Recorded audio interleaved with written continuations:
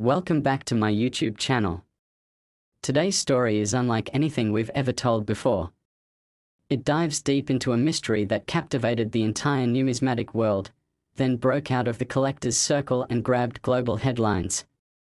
What starts with a simple penny ends with fortunes shifting, legacies rewritten, and one man standing in the middle of it all with a coin so rare, so misunderstood, and so surrounded by legend, that it came to be worth a staggering $262 million. The 2000 D1 cent coin, a coin struck during a common year and meant for pockets, suddenly became one of the most valuable objects in monetary history. This is the story of how it all happened. It began in the foothills of Colorado, not far from Denver, where the 2000 D1 cent coins were originally minted. An elderly man named Howard Travers, a reclusive watch repairman with a keen eye for detail, stumbled across the coin one morning in March of 2011 while sorting through a jar of pennies he'd collected over decades. He was looking for something entirely different, a 1972 double-die penny he believed he might have picked up in the early 80s. But what he found instead was a coin with an almost imperceptible shimmer that separated it from the rest. At first glance, it seemed like any other Lincoln cent minted in the year 2000. The D under the year stamped it as a product of the Denver Mint. But the glint wasn't from luster alone. The copper surface, although worn slightly, had a certain mirror-like sheen to it, as if the metal had been burnished by something not of this world. Howard turned the coin under the light, and that's when he noticed the oddity. Lincoln's profile was shifted just half a millimeter to the right, barely noticeable but unmistakable to his trained eyes. He pulled out his magnifier and inspected the edge, noticing a minute inscription, a tiny series of etched letters that no other 2000 D cent should have possessed. The inscription read Excelsior Vindicta, Latin. A phrase that, when translated, meant ever upward, vengeance. It sent a chill through him, not because of the words, but because it made no sense for such a phrase to be on a United States coin. And yet, there it was, engraved so faintly that only magnification revealed it. Thinking it might be a novelty or some kind of altered coin, Howard took it to a local collector friend named Barry Feldstein. Barry, a retired physics teacher and amateur coin expert, took one look under his microscope and went dead silent. Then he said, "You have to take this to someone else. This isn't just a mint error." So they traveled to New York, coin in hand, where they met with Dr. Helen Karpov, the curator of the private mint mistakes archive at the American Numismatic Heritage Foundation. Dr. Karpov was a woman known for her sharp tongue and sharper intellect. When she examined the coin, she too went quiet, then ushered them into her office and locked the door. She placed the coin under multiple forms of light, ultraviolet, infrared, even X-ray scans in her lab downstairs. What she discovered wasn't just a shifted die or a rare imprint. The coin's metallurgy was unlike anything she had seen. It had the expected copper zinc composition, but there were microscopic traces of iridium and technetium, elements not used in coinage and almost never found in trace amounts on circulated cents. Furthermore, embedded in the coin's structure was a crystal lattice inconsistency that looked engineered, not accidental. Within days, the whispers began. An anonymous leak from Karpov's lab revealed that an unknown coin with mysterious inscriptions and unusual metallurgy had been discovered and might be worth a small fortune. Coin forums exploded with speculation. Was it a forgery? An experimental minting? A secret government test? But then things got stranger. A retired mint employee named Charles Bennington, who had worked in Denver during 2000, reached out to Barry and Howard. He claimed to know something about the coin and asked to meet in person. The meeting was set for a quiet restaurant in Santa Fe, but Bennington never arrived. The next morning, he was found dead in his home. Official cause: heart attack. But his neighbor reported that Bennington had been more spry than ever, even jogging the day before. His death sparked a wave of paranoia. And the story of the 2000 D cent began to spiral into realms beyond numismatics, into conspiracy and intrigue. Despite the chaos, Howard refused to part with the coin. He kept it hidden in a hollowed-out clock casing in his workshop. Offers began pouring in. First in the thousands. Then in the millions. Anonymous collectors from Asia. Oil magnates from the Middle East. Even a representative from a museum in Luxembourg offered $45 million, no questions asked. Still, Howard declined. He wasn't after money. He wanted answers. He hired a private researcher named Alexis Thorpe, a linguist with a background in ancient symbology and cryptographic etymology. Alexis was the first to connect the phrase Excelsior Vindicta to a 16th-century secret society known as the Vindicators. They were rumored to be alchemists and early scientists, obsessed with discovering a material key to bend monetary systems to their will. Legend had it they had forged coins laced with mystical alloys, each one imbued with messages intended to corrupt or transform financial empires. According to her research, the phrase had been found etched on a ceremonial medallion retrieved from the wreck of a Spanish galleon in 1642. The medallion, now missing from the historical registry, had been stored in a Denver-based private collection. One that had been looted in 1999. It was beginning to look like the 2000. Descent wasn't just rare, it was part of something ancient, dangerous, and possibly deliberate. Media attention followed. The coin hit headlines. News anchors speculated on its worth. Some called it the mystery penny. Others called it the curse cent. But the buzz only drove up demand. Eventually, a Hong Kong-based tech billionaire known only as Mr. Xu offered $262 million for the coin, contingent on immediate and exclusive transfer. No auction, no questions. Howard faced a moral crisis. He was in his late 70s, had no heirs, and lived modestly. He'd never even owned a cell phone. But with $262 million, he could fund charities, create scholarships, and leave a legacy. Or he could keep the coin and risk everything. After 3 weeks of deliberation, he agreed to the deal. The transaction was made in secret. The coin was flown out of the country aboard a private jet escorted by armed guards. The money arrived in Howard's account the next morning. But something shifted inside him. He withdrew nearly all of it, over $250 million, and gave it away anonymously.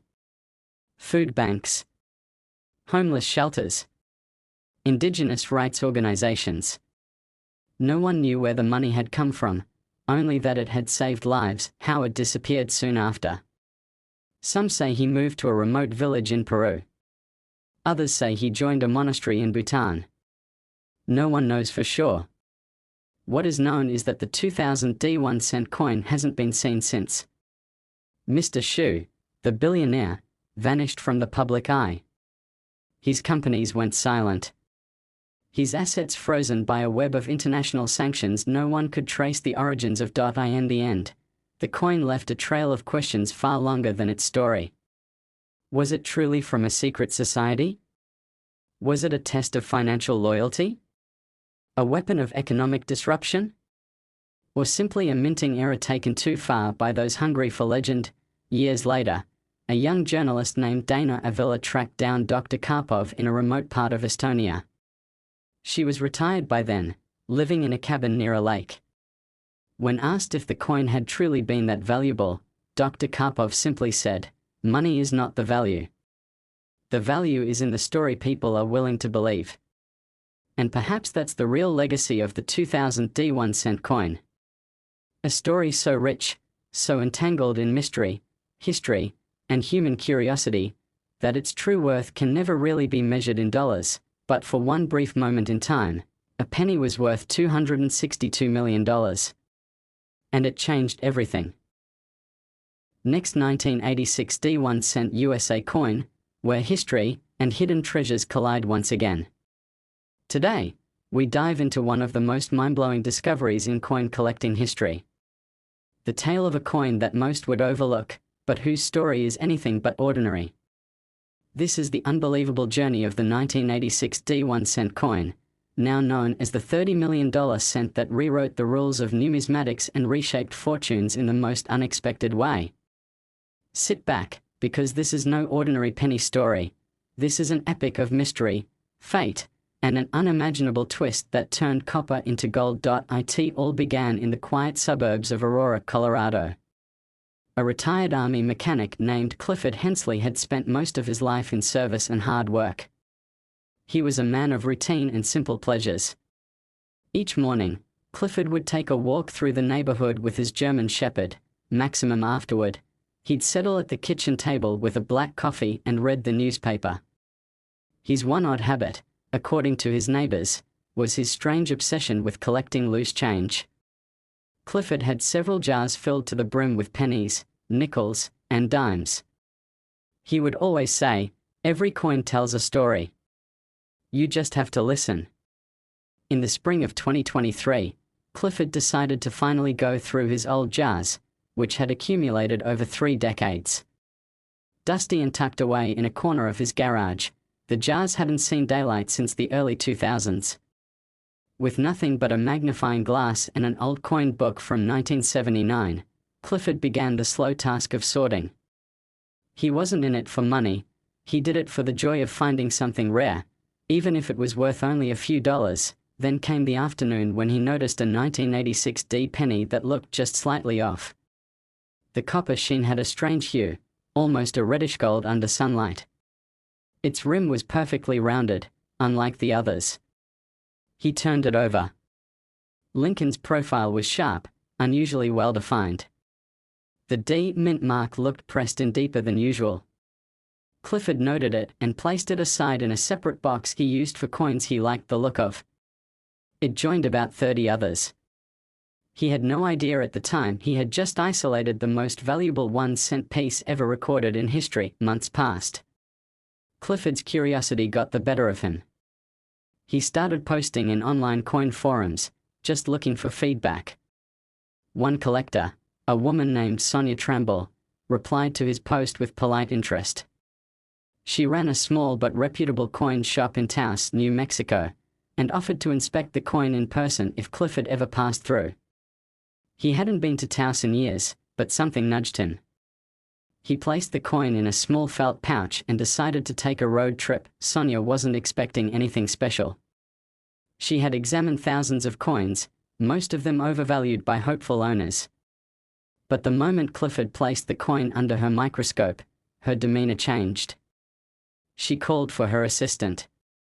She compared it against her in-house registry. The weight was off by an almost imperceptible amount. The coloration hinted at a rare alloy mixture. The mint mark's strike depth and the reeded edge were not consistent with standard minting practices of the Denver Mint in 1986. Sonia asked if she could make a call. By the next day, Clifford's coin was flown to a private evaluation lab in Philadelphia. Word began to spread, quietly at first. The coin's composition didn't match any known mintage in 1986. It bore traces of an experimental alloy, one that wasn't supposed to be used until 1999. Even more bizarre, high-powered magnification revealed microengraving under Lincoln's collar that wasn't visible to the naked eye. A string of numbers, 47091986. Experts speculated wildly. Was it a test coin? A mint error? A rogue engraver's personal signature? Or worse, a cover-up for something far more clandestine? Weeks of forensic analysis concluded one thing: the coin wasn't supposed to exist. Its creation defied documented history. The Denver Mint issued no experimental coins that year. Internal records had no mention of any such alloy blend. The microengraving was not consistent with known security techniques used in the 1980s.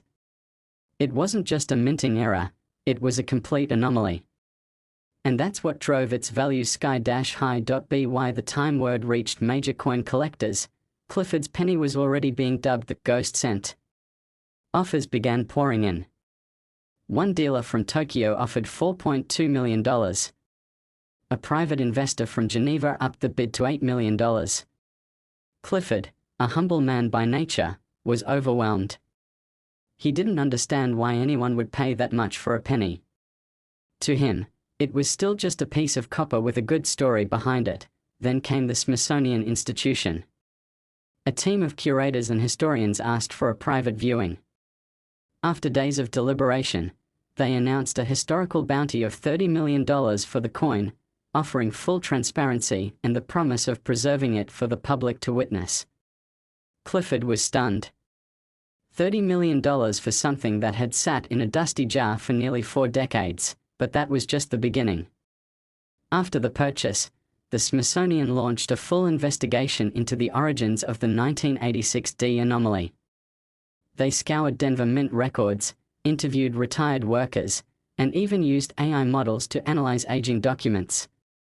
One name came up repeatedly: Edwin Takashi, a metallurgical engineer who worked at the Denver Mint from 1980 to 1987. Edwin had mysteriously vanished in early 1987, just months after the coin would have been minted. His disappearance had gone largely unnoticed, dismissed as an early retirement and relocation to Japan.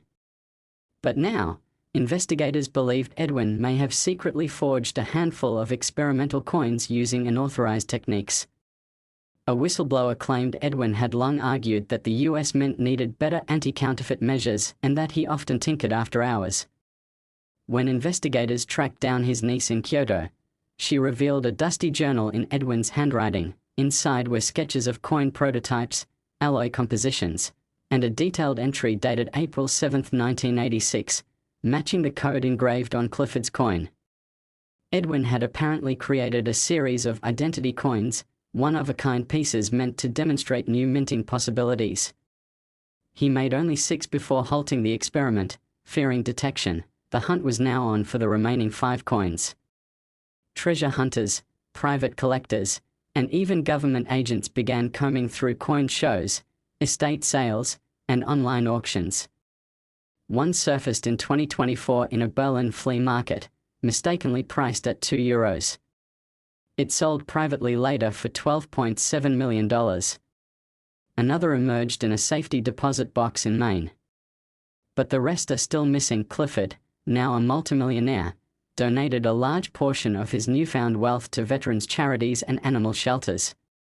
He kept his old house, kept walking Max, and refused to buy a new car.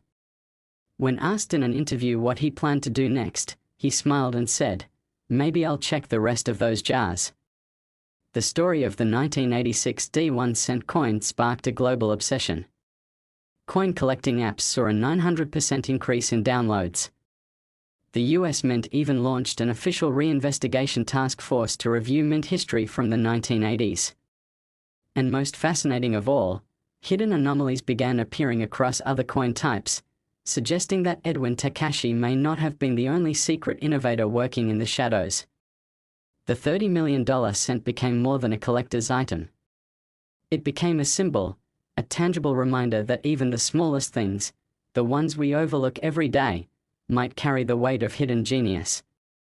That a simple jar of old coins in a suburban garage could change lives, rewrite history, and uncover truths lost to time.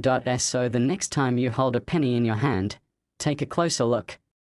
You never know what story it might be waiting to tell.